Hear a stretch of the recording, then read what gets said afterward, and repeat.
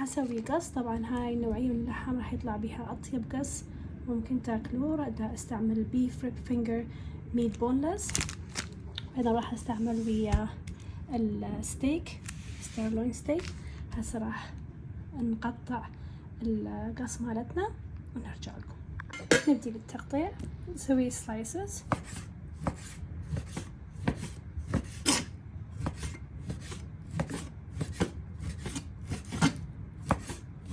قطعت اللحم وخلصت. هسه راح ننتقل للخطوة اللي بعدها. بالخلاط اخلي بصلة واحدة،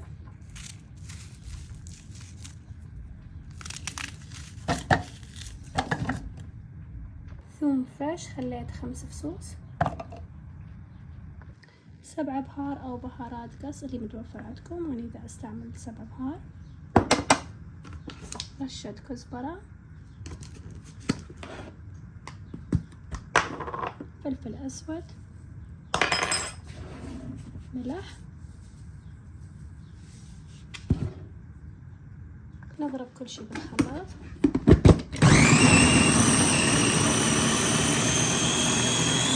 انزل على الخلطة لبن اللي هو زبادي. راح اخلي راشي. نضرب كل شي بالخلاط.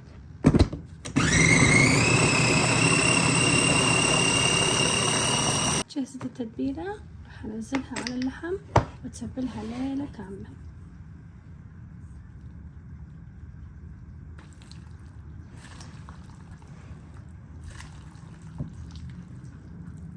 طاوة اخلي شوية زيت نباتي ونبتدي نطبخ القص مالتنا. هسه ابدي انزل القص مالتي. شمت لها.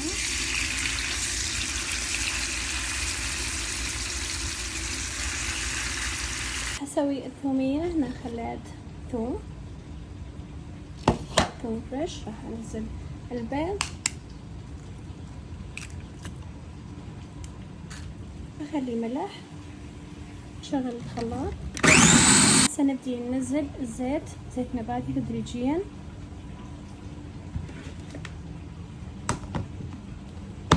نرجع شكيت ما راح تكثرون زيت، القوام راح يثخن اكثر. بدأ القوام يثخن.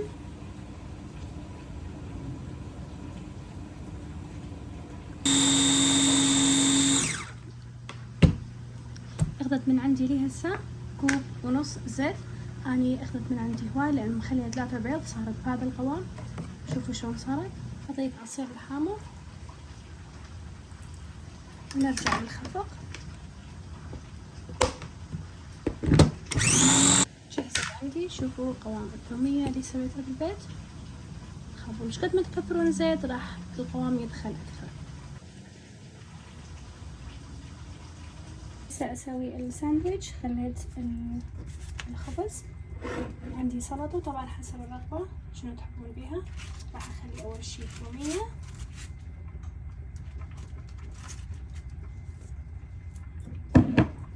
كرز، خس،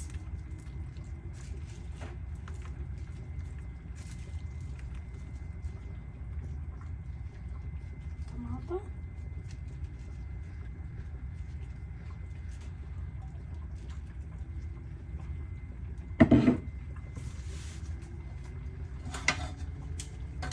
انزل القص،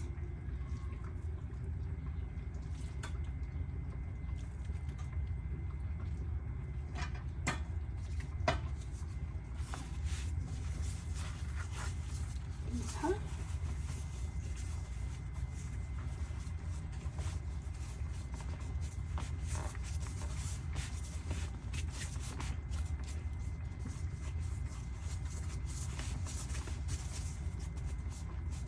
هسه اسويها جريل حتى تكون جاهزة. هاي راح تكون تو جو معون. خليت بيتا بريد. راح انزل القص،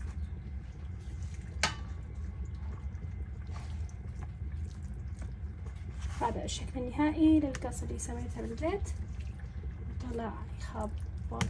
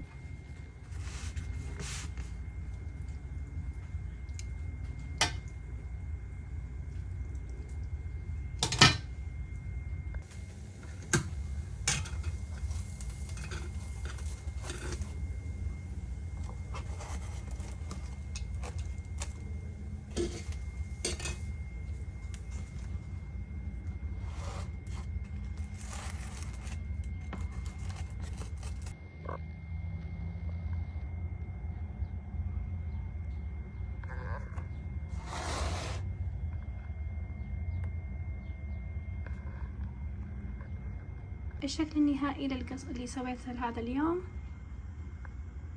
طلع بهالشكل هذا، وطلع كلش كلش كلش طيب. سويته ساندويتشز